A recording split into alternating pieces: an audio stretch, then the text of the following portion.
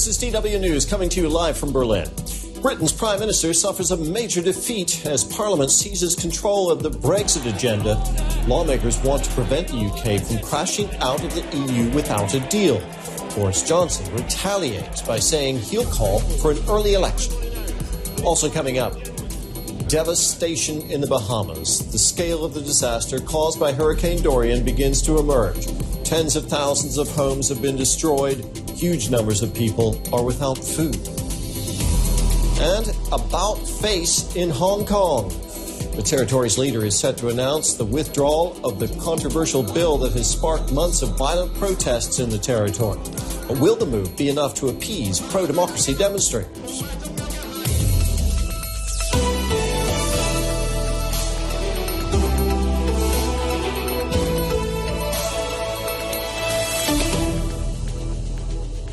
Hello, I'm Terry Martin. Good to have you with us. Britain's Prime Minister Boris Johnson is bracing for another showdown in Parliament today after suffering a defeat over his Brexit strategy last night.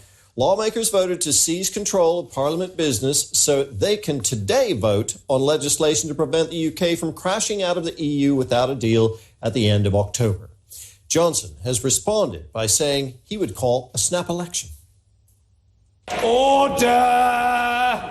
Order! It was Boris Johnson's first parliamentary vote as British Prime Minister, and he lost it. Not a good start, Boris. The ayes to the right, 328. The noes to the left, 301. So the ayes have it, the ayes have it. Unlock! Johnson was hit by a huge rebellion among his own Conservative MPs. 21 of them joined the opposition to seize the Brexit agenda, costing Johnson his working majority. They're trying to pass a law that would delay the UK's exit from the EU and prevent a no-deal Brexit. Johnson insists, deal or no deal, Brexit will happen on October the 31st. He says he has no option now but to call for an early general election. I don't want an election, but if MPs vote tomorrow to stop negotiations and to compel another pointless delay to Brexit, potentially for years, then that would be the only way to resolve this. But Johnson could struggle to get a two-thirds majority needed to approve an early poll. Opposition leader Jeremy Corbyn has long called for elections, but now says he won't agree to them until the anti-no-deal bill passes. For a general election, there is no consent in this House to leave the European Union without a deal. There is no majority for no deal in the country. On Wednesday, the cross-party alliance will introduce their bill to delay Brexit. With October 31 just over 8 weeks away, all the turmoil and political manoeuvring is only stoking more confusion about how and when Brexit will happen. Well, for the very latest, let's cross over to our correspondent Charlotte Potts in London, and our correspondent Max Hoffman is standing by for us in Brussels. Let's start with you, Charlotte. High drama in the British Parliament. Where does it go from here, starting with today? Well, we've witnessed quite an extraordinary showdown yesterday there in Parliament after Boris Johnson essentially lost that vote and Parliament seized the order paper. He kicked out 21 members out of his Conservative Party, so those rebels that voted against him. So Boris Johnson in Parliament has definitely lost his majority, and we're expecting that showdown to continue today in Parliament. We are expecting later this afternoon a vote on whether to force Boris Johnson's hand, whether to force him to ask the European Union for yet another extension, this time until January 31st. This is what this bill is about. It has to be approved, first of all, by Parliament and then also by the House of Lords. So this will drag on in the course of the week. And if that vote is successful, Boris Johnson has already said he is calling for another election, for a general election. He believes he has lost the leverage to negotiate negotiate with the European Union to find another deal, and therefore he is seeking another mandate, a mandate this time around to really see his Brexit through and for the UK to leave the European Union by October 31st. So we might see a general election here in the UK coming up very soon. Max, a fluid situation there in London, a crumbling government. What do these developments mean for the EU and its preparations for Brexit? Yeah, Charlotte just said that Boris Johnson believes he might lose his leverage with the EU. I think the consensus here in Brussels is he really never had any leverage, but believe it or not, his chief Brexit envoy, David Frost, is in town to officially negotiate things like the backstop, very contentious. That is the insurance policy against a hard border between Northern Ireland, which is part of the UK, and the Republic of Ireland, which is part of the European Union. And you remember when Boris Johnson said they're making good progress and a deal with the EU was within reach and that he had plans to replace this backstop with an alternative? Well, EU officials here in Brussels say they've never seen any of those plans, that these plans do not exist. And that's why many here think that the real plan of the Johnson administration is to have a no-deal Brexit. So that's what the EU is preparing for right now, expected to announce new measures to get the European Union prepared for a no-deal Brexit.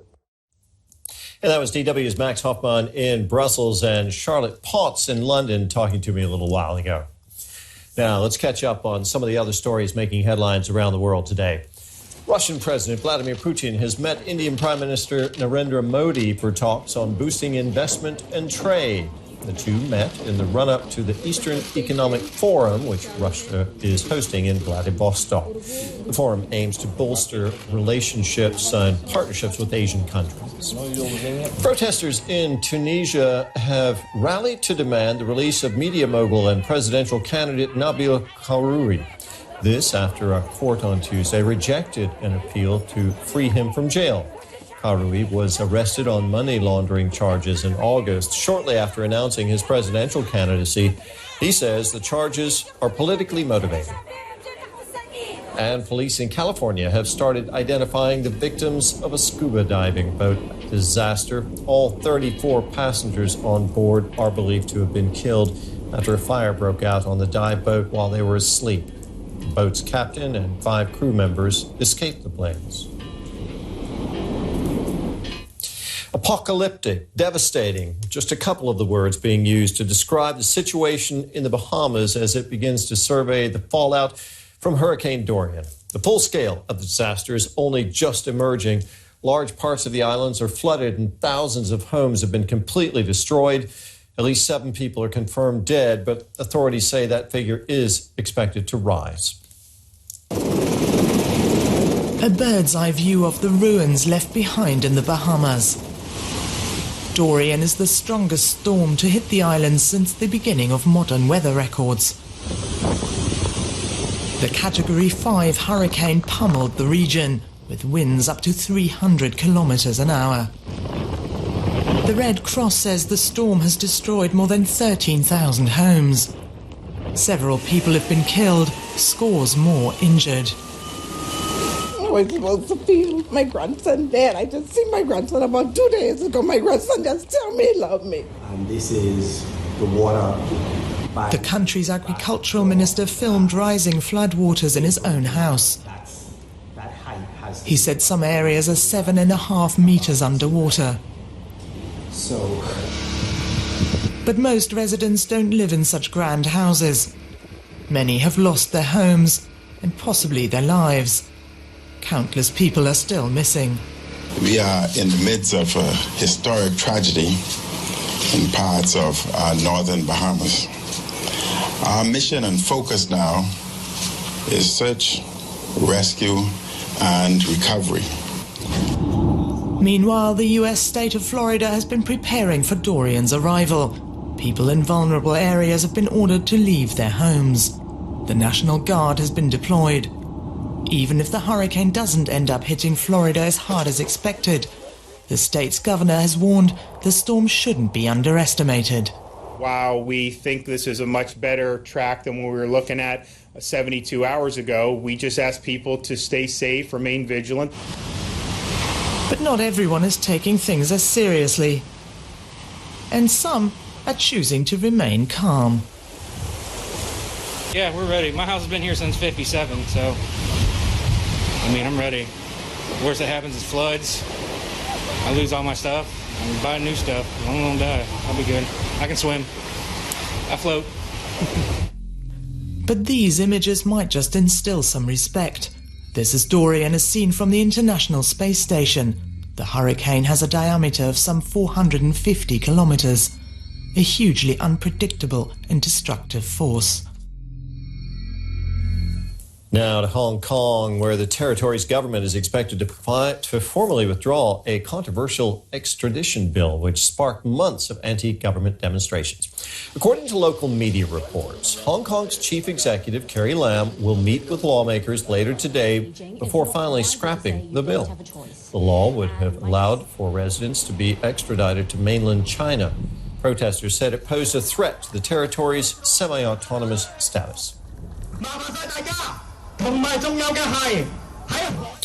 more on this, I'm joined now by DW's William Yang, who's in Hong Kong. William, what are your sources telling you? Is Carrie Lam really going to officially withdraw that controversial bill? Yeah, so in fact, according to several media sources over here, Carrie Lam is currently actually having a meeting with pro-Beijing lawmakers, the Hong Kong deputies to the National People's Congress, and also members of the executive committee in the building right behind me. And she is expected to officially lay out the plan to withdraw the controversial bill that sparked the 3-month-long protest on Hong Kong streets. Now, the withdrawal of that extradition bill is one of the key demands of the pro-democracy protesters. If it is withdrawn, will that ease tensions? It's very hard to say. As we know, the withdrawing the bill is only one of the 5 demands that protesters have been demanding the government to respond to it.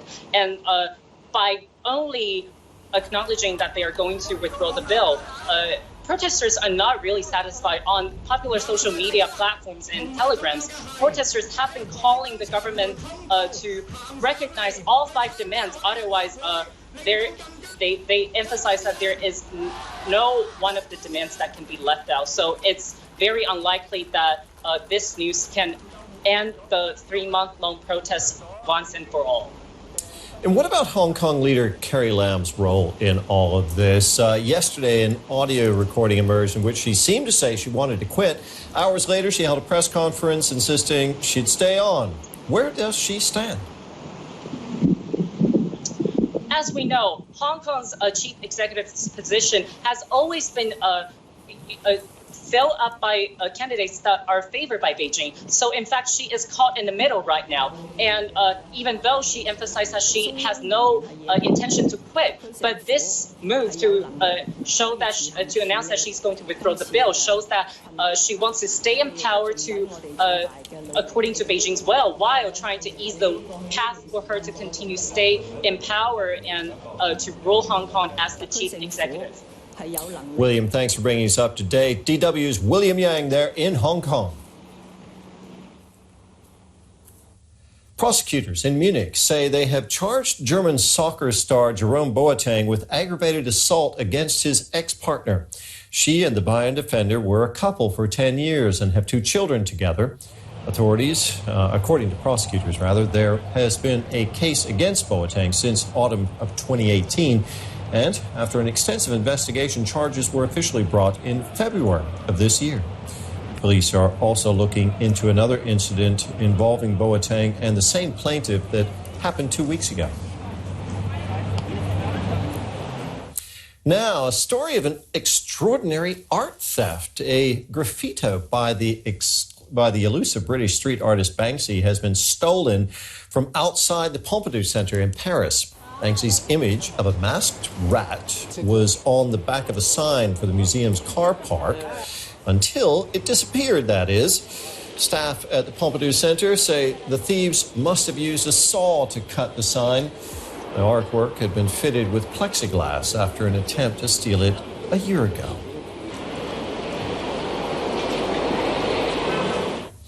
Coming up on our documentary film, we have a look at bugs, nature's little superheroes. You are watching DW News from Berlin. We have more for you at the top of the next hour. Rita Chima will be with you then. Thanks for joining us.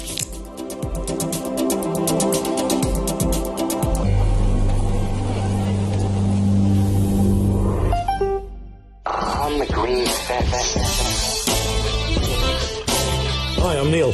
And I'm Gabe. And we've got